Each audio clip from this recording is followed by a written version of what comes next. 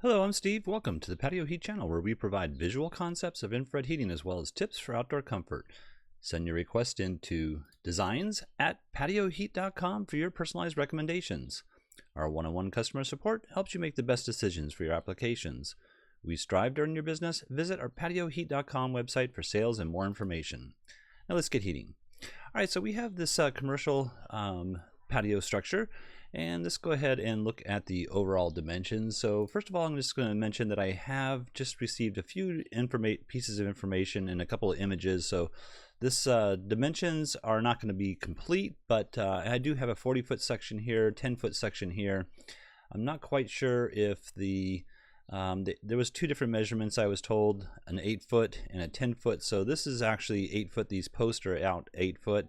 I do have the gate or fence right here at the 8-foot mark, and so in any case we might have to change something just slightly, but you can see here I have the post up to 10 feet. There is a higher elevation up here. I'm not quite sure if this point from here to here is 10 feet, but the ceiling is sloped, and so I have that slope section here at 12-foot 3 3/4 from here down here to the finished floor. So let's go ahead and look at what would work for a patio like this, and you can see that we just have dining spaces. I didn't place them all out here, but in any case, we'll just say that this whole area would be covered with the dining spaces here. Let's go ahead and look at what we would place out here. So what I would place, it would be something like a 6,000 watt CD series. So CD is the dual element. C is the shape of the unit itself. So there's two elements at 3,000 watts each, and they are 6,000 watts total. I have a total of 4 units going all the way across. I'm going to go ahead and take off the dimensions here. The one thing I am unsure about is meeting the clearances to any combustible, so I'm not quite sure if these are considered combustibles and where these are truly placed. If they're placed a little bit higher than what I have them, it might be a little bit better, but let's just go, maybe 10 inches higher. Let's just go 8 inches here. So it might be that, we're meeting the clearances. I'm not quite sure about the exact distances here to here, but if this post here is at the edge of the 10-foot section, then it should not be an issue. In any case, I've placed the heaters on spacers going across the rafter coming up across here, and I've matched the angle with the rafter itself. The other thing is I made sure I have a minimum of 6 inches from here to this edge here. You can see here, if I place the clearance area on, you can see that we're meeting that 6 inches. I actually moved it out, I believe, 10 inches to this edge here, to this edge here. I kind of wanted to get the heat a little bit further out to this distance over here. That's why I'm actually doing that. Sometimes I'll just place the heaters close to this edge as I can, the 6 inches. But in any case, I think this would be a ideal application.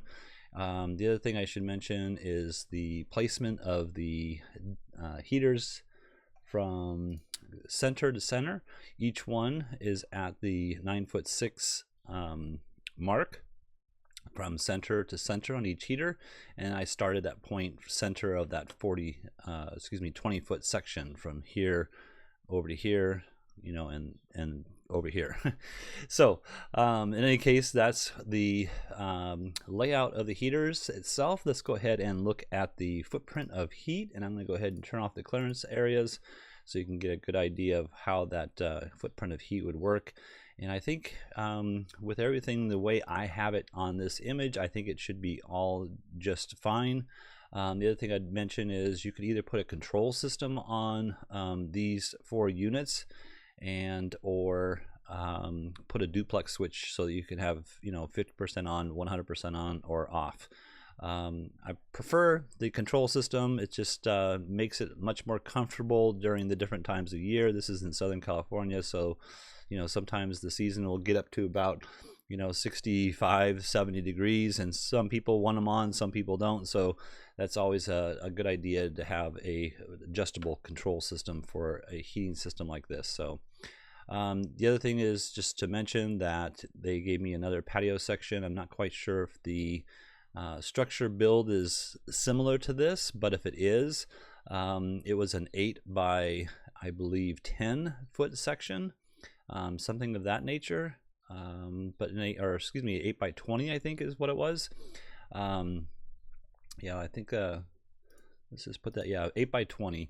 But in any case, the same layout would be true. The only thing that we have to kind of be concerned about is the positions of the lamps and how close that combustible space we get. We don't want the ray to hit a non-combustible item such as glass or something of that nature, because it would cause the expansion of that glass unevenly, and so that's something that you do want to be concerned about. So but in any case, I would put a total of 6 units in the 2 sections of the patio that they are looking at, and I hope this helps. So if you're looking for some assistance with your outdoor heating application and you would like us to review your plans, send your information into designs@patioheat.com. I'm Steve. Please tap that like button. This is how most people find our channel, probably how you found our channel as well. And by tapping that like button, it really helps our channel out and others to find us. Thank you so much. Have an excellent day.